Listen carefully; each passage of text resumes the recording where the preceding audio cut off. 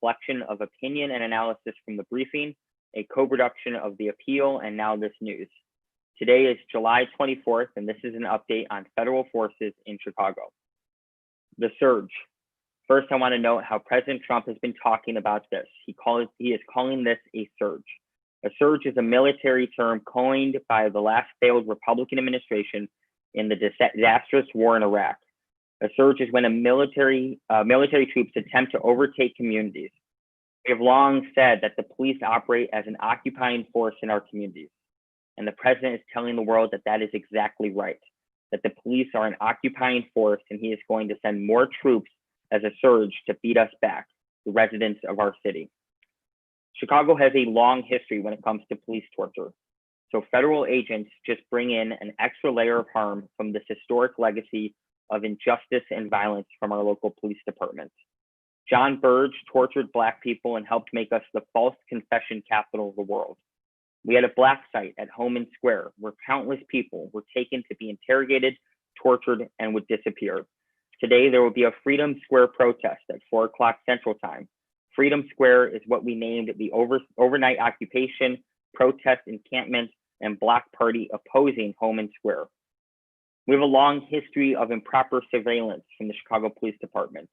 What we need right now isn't simply rejecting federal troops in Chicago. For instance, it was revealed yesterday in the confidential documents disclosed to Ken Klippenstein at the Nation that Customs and Border Patrol have been conducting aerial surveillance of Chicago protests at the request of the Chicago and Aurora Police Departments. The document details the surveillance that the CBP have deployed in response to requests from assistance from local law enforcement across the country. The document lists the local police departments that have asked the CBP to come and surveil their own citizens. There is no indication that these requests were vetted by local elected officials, reviewed by city attorneys, reviewed by a judge, or a warrant was issued. This surveillance must end. We need leadership from the mayor, the superintendent, and anyone who wants to see real safety and justice in our city. We need to make sure that these new federal officers aren't using any city resources of any kind.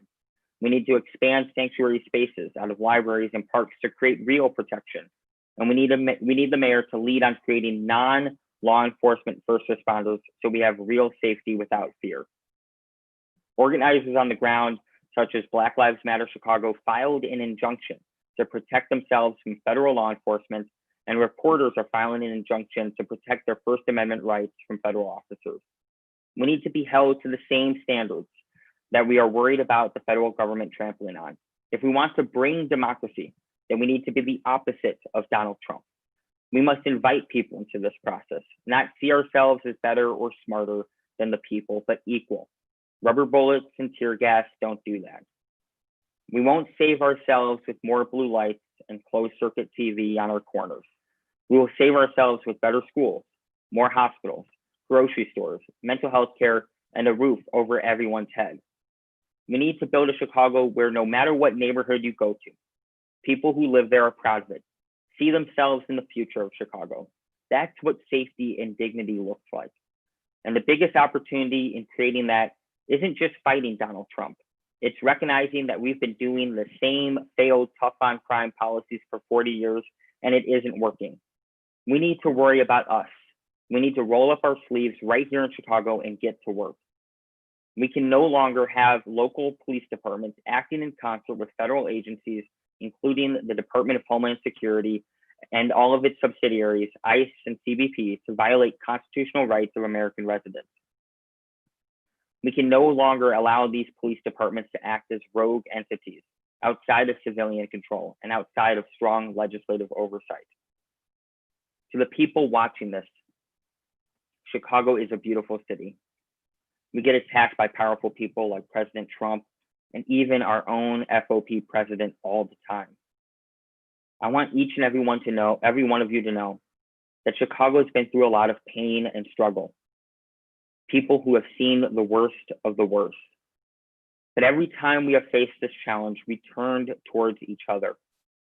Our greatest asset is that no matter where you're from, no matter who you are, you can be a Chicagoan. You can wave the most beautiful flag in the world with pride. Whether it is escaping the Jim Crow South, English colonial rule in Ireland, or economic pain and struggle in Mexico, Chicago proudly becomes your home. The work ahead of us is to overcome the systemic failures that have existed for far too long and make it so that our city is whole. That is something countless Chicagoans are fighting for. We are a city ready to lead on what it means to have real safety and justice in this world. This has been the Dispatches from the briefing. I'm Robert Peters, and I'll be back next week to give another